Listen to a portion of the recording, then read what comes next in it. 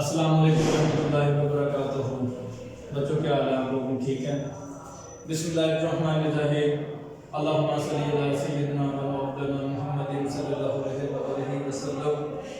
آج کلاس 10 کا مطالعہ پاکستان کا جو لیکچر ہے، اور یہ بڑا امپورٹنٹ سوال ہے، یعنی کہ 1977 سے 1988 تک 1977 to 1988 کے دوران نفاذ اسلام کے لیے کی گئی کوششوں کا جائزہ لیں۔ یہ بڑا امپورٹنٹ سوال ہے اور بورڈ میں بھی بارہا مرتبہ 2-3 بار آ چکا ہے۔ اس کی اچھے طریقے سے تیاری کیجیے گا تاکہ آپ کو پتہ چلے، اچھے طریقے سے سمجھنا کہ یہ کیا سوال ہے، ٹھیک ہے؟ اب یہ دیکھیں ذرا کہ آپ کی کتاب کا صفحہ نمبر 11 ہے، جنرل ضیاء الحق کا دور۔ اگر ہم جنرل ضیاء الحق کے دور کی بات کریں تو 1977 سے 1988 تک جو اس کا دورانیہ ہے جو جنرل ضیاء الحق کا، ٹھیک ہے، تو یہ اس کا دورانیہ بنتا ہے 1977 سے 1988 تک۔ اب آپ کو یہ معلوم ہونا چاہیے کہ جنرل ضیاء الحق حکومت میں آیا کیسے۔ اب آپ کو پتہ ہے کہ پچھلے سال میں جب ہم 1973 کا آئین پڑھا تھا کہ ملک میں جو عام انتخابات ہوئے تھے 1970 میں، ٹھیک ہے، اس میں جو پارٹی ابھر کے آئی تھی وہ تھی پاکستان پیپلز پارٹی پارلیمنٹیرین، پی 4 مرتبہ پی آتا ہے، پاکستان ایک، پی دوسرا، پیپلز، پھر آگے پارٹی پارلیمنٹیرین، جو M P M L A elected ہوتے ہیں۔ تو پھر جو ہے وہ ذوالفقار علی بھٹو جو ہے وہ جب حکومت میں آیا تو پھر جو ہے وہ ذوالفقار علی بھٹو نے حکومت کی اور تقریباً 6 سال جو ہے وہ 1970 سے 1977 تک جو ہے وہ ذوالفقار علی بھٹو نے حکومت کی۔ اب جب آپ کو پتا ہے کہ 5 سال بعد الیکشن ہوتے ہیں تو 1970 کے بعد جب دوبارہ الیکشن ہوئے 1977 میں 1977 میں، تو اس میں جو ہے وہ دوسری جماعتوں کو فکر تھی کہ جو ہے وہ ظاہر ہے کہ ذوالفقار علی بھٹو دوبارہ اقتدار میں نہ آ جائے، تو انہوں نے جو ہے وہ پیپلز پارٹی کا مقابلہ کرنے کے لیے 10 جماعتی اتحاد بنایا، ٹھیک ہے، یہ لکھا ہوا ہے، ٹھیک، 10 جماعتی اتحاد بنایا جس کا نام رکھا پاکستان قومی اتحاد، ٹھیک ہے، یہ اتحاد رکھا۔ اور اس جو اتحاد تھا اس کے سربراہ بنے تھے مولانا مفتی محمود، جو آپ کو پتا ہے کہ اب جو ہے وہ مولانا فضل الرحمان، ٹھیک ہے، جن کی جمعیت علماء اسلام ہے، یہ باپ ہیں فضل الرحمان کے باپ، جو اب مولانا موجودہ فضل الرحمان ہے، آپ بڑے سے داڑھی والے، آپ کو پتا ہوگا یہ مولانا مفتی محمود جو ہے یہ فضل الرحمان کے باپ تھے جو اس کے سربراہ بنے تھے۔ اب جو ہے یہ ڈیسائیڈ یہ ہوا کہ قومی اسمبلی کے جو انتخابات ہیں وہ 7 مارچ 1977 کو جو ہے وہ ہوں گے، ٹھیک ہے، تو اور صوبائی اسمبلی میں انتخابات جو ہے وہ 10 مارچ جو ہے وہ 1977 کو ہوں گے، ٹھیک ہے۔ تو لیکن ہوا یہ کہ جو انتخابات تھے، ٹھیک ہے، اس میں انتخابات ہو گئے، ٹھیک ہے، اور جو پیپلز پارٹی تھی ذوالفقار علی بھٹو کی جو جماعت تھی، انہوں نے جو ہے وہ اس انتخابات میں پھر جو ہے وہ الیکشن جیت لیا اور پھر وہ برسر اقتدار آ گئے ذوالفقار علی بھٹو۔ اب جو ہے وہ دوسری جماعتوں نے جو ہے وہ دھاندلی کا الزام لگا دیا اور دھاندلی کا الزام لگا کے جو ہے وہ یہ 10 جماعتی اتحاد ہیں اور ان کے خلاف جو ہے وہ تحریک چلانا شروع کر دی۔ اب جب تحریک چلنا شروع ہوئی تو تحریک جو ہے وہ کامیاب ہوتی چلی گئی، لاہور کے سڑکوں پر جو ہے وہ احتجاج ہوا، ٹھیک ہے۔ ذوالفقار علی بھٹو نے جو ہے وہ جنرل ضیاء الحق اس وقت فوج کے سربراہ تھے، انہوں نے کہا کہ اس کو روکو جو ہے وہ، تو لیکن ایسا نہ ہوا۔ تو جب یہ احتجاج کر رہے تھے لاہور کی سڑکوں پر، ٹھیک ہے، تو یہ ایسے لائن لگاتے تھے آگے والے کہ اب جو ہے وہ اگر اس سے آگے آئے تو ہم شوٹ کر دیں گے۔ وہ جو شرکا تھے، مظاہرین تھے، وہ پھر آگے آ جاتے تھے، ایسے پھر آگے لائن لگاتے تھے، وہ پھر آگے آ جاتے تھے۔ جب تیسری بار ریڈ لائن کراس کی، ٹھیک ہے، تو پھر جو ہے وہ فوج نے جو ہے وہ اپنے ہتھیارات کھڑے کر دیے کہ ہم اپنے لوگوں پر گولی نہیں چلائیں گے۔ اور اس وقت جو جنرل ضیاء الحق تھا وہ یہ سارے معاملات دیکھ رہا تھا، اسے جو ہے وہ پھر 5 جولائی 1977 کو مارشل لا لگا دیا۔ اب یہ مارشل لا کیا ہوتا ہے؟ غیر قانونی طور پر منتخب حکومت کو ختم کرنا، یعنی کہ جب فوجی حکمران جو ہوتا ہے مارشل لا جس کو ہم امر کہتے ہیں، المدے والا امر جو ہے وہ ٹھیک ہے وہ نہیں آئے گا، دوسرا آئے گا جو ہے وہ المدے والا آئے گا، آئین والا نہیں آئے گا۔ تو امر جس کو ہم ڈکٹیٹر کہتے ہیں، آمریت ہوگی تو ہم اس کو ڈکٹیٹرشپ کہیں گے۔ جب کوئی فوجی حکمران منتخب حکومت کو جو عوام کے ووٹوں سے منتخب کی گئی ہو اس کو غیر قانونی طور پر ٹاپل کر دے، اس کا تختہ الٹ دے، تو ہم اس کو مارشل لا کہتے ہیں۔ اب جو ضیاء کا دور تھا وہ تقریباً جو ہے وہ 1977 سے 1988 کا جو ہے وہ دورانیہ بنتا ہے، اور اس کا جو دورانیہ تھا وہ تقریباً 11 سال بنتا ہے، ٹھیک ہے۔ اب جو ہے اس کا پہلا پوائنٹ ہے جو ضیاء الحق جب حکومت میں آئے تو یہ یاد رکھیں کہ جو ضیاء الحق تھے، ٹھیک ہے، تو ان کو جو ہے وہ اسلامائزیشن کے بارے میں جو ہے وہ کہا جاتا ہے کہ جو سب سے زیادہ جو ہے وہ اسلام کا نفاذ ہوا وہ جنرل ضیاء الحق کے دور میں ہوا۔ خیر آیا تو تھا جو ہے وہ غیر قانونی طور پر، لیکن جو ہے وہ اس نے اچھے کام کیے اسلام کو نافذ کرنے کے لیے۔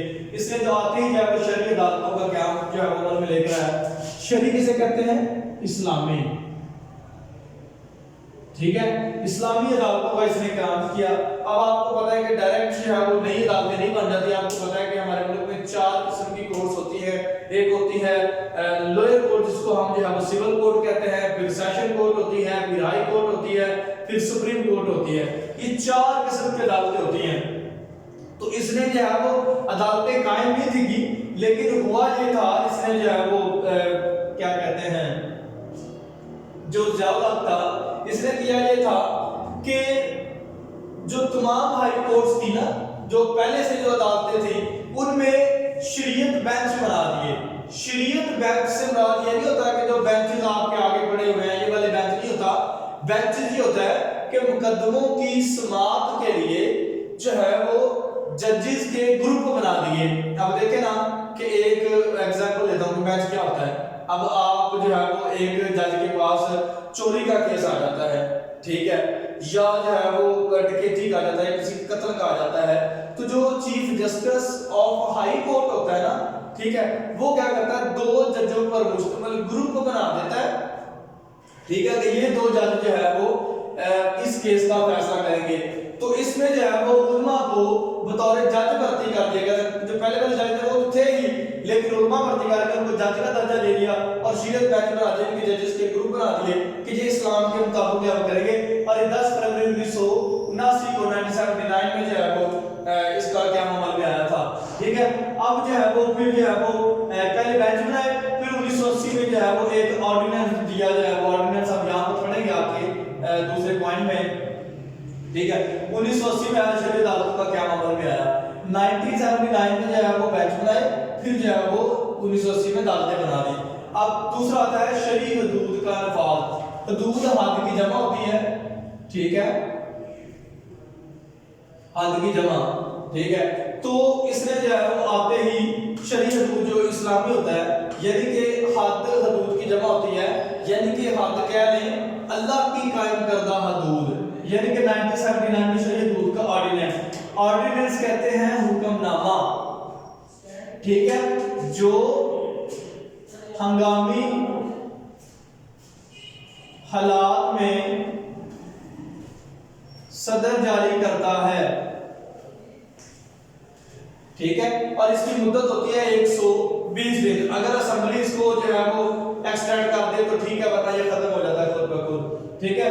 یہ اس کا کیا تھا، ٹھیک ہے، یہ آپ کو میں بتاتا ہوں شرعی حدود کا آرڈیننس کا دیا، یعنی کہ شراب، زنا، چوری، ٹھیک ہے، یعنی کہ یہ جو اب جو شراب پیے گا اس کو جو ہے وہ شرعی اسلام کے مطابق جو ہے وہ حد دی جائے گی۔ جو زنا کرتا ہے اس کو جو ہے وہ شریعت کے مطابق سزا دی جائے گی۔ جو چوری کرتا ہے اس کو جو ہے اس کے ہاتھ کاٹے جائیں گے۔